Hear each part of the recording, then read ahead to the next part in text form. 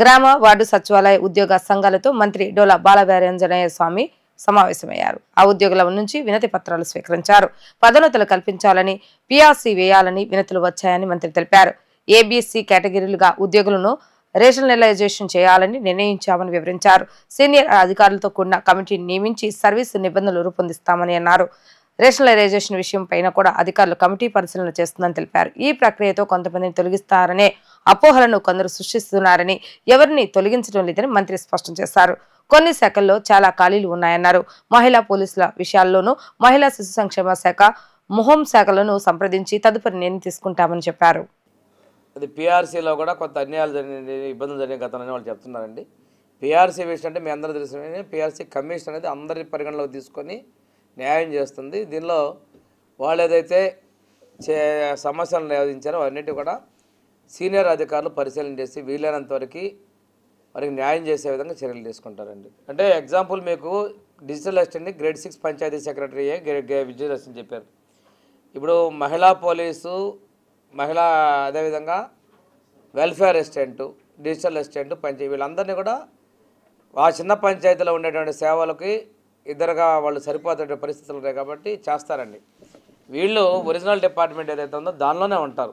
Secretariat మారినప్పుడు కానీ, భవిష్యత్తులో ప్రమోషన్లు ఇచ్చేటప్పుడు కానీ వాళ్ళ లైన్ డిపార్ట్మెంట్లోనే వాళ్ళు ఉంటారు. ప్రస్తుతం అంటే గ్రామ వార్డు సచివాలయంలో ఇవన్నీ చేస్తున్నామండి.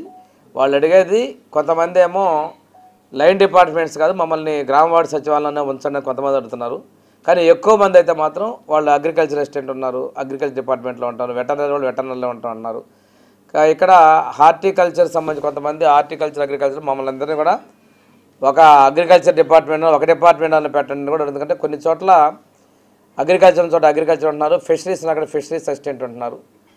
వాళ్ళందరినీ కూడా మాకు అగ్రికల్చర్ కిందనే కలపని కొంతమంది డిమాండ్స్ కూడా ఉన్నాయి. మెజారిటీ అభిప్రాయాలు కొంతమంది యూనియన్స్ వచ్చేటప్పుడు వాళ్ళ దగ్గర అభిప్రాయ సేకరణ కూడా కొంతమంది ఇచ్చారు.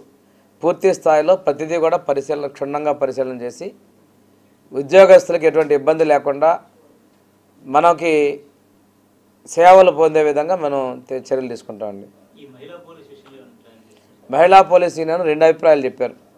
మమ్మల్ని ఐసీడీఎస్ డిపార్ట్మెంట్లో ఉంటూ సీనియర్ అసిస్టెంట్ లాగా ఆ విధంగా మాకు ప్రమోషన్ కల్పించడం వాళ్ళు అడిగారు. కొంతమంది అయితే ఫిజికల్ ఫిట్నెస్ ఉండేటువంటి వాళ్ళకి వాళ్ళ సామర్థ్యాన్ని బట్టి పోలీస్ డిపార్ట్మెంట్గా మనం కొంతమంది అడిగారు. ఏది ఏమైనా వాళ్ళ అభిప్రాయాలు చూసుకుంటాం. ఒక అధికారులు కూడా మెజారిటీ అభిప్రాయాల ప్రకారం ముందుకెళ్తారండి. అది అధికారులు, సీనియర్ అధికారులు వీటన్నిటి కూడా పరిశీలన చేసి సర్వీస్ రూల్స్ కూడా వాళ్ళు ఎక్కువ మంది సర్వీస్ రూల్స్, ప్రమోషన్స్ అడిగారు.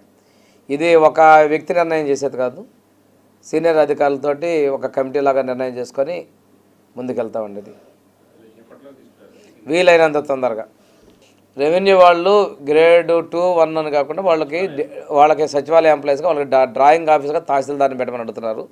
రెవెన్యూ వాళ్ళే కాదండి, మిగిలిన డిపార్ట్మెంట్లు కూడా మాకు వీళ్ళు కాదు, మాకు మా పేరెంట్ డిపార్ట్మెంట్ నుంచే డ్రాయింగ్ ఆఫీస్ ఇమ్మని అడిగారు.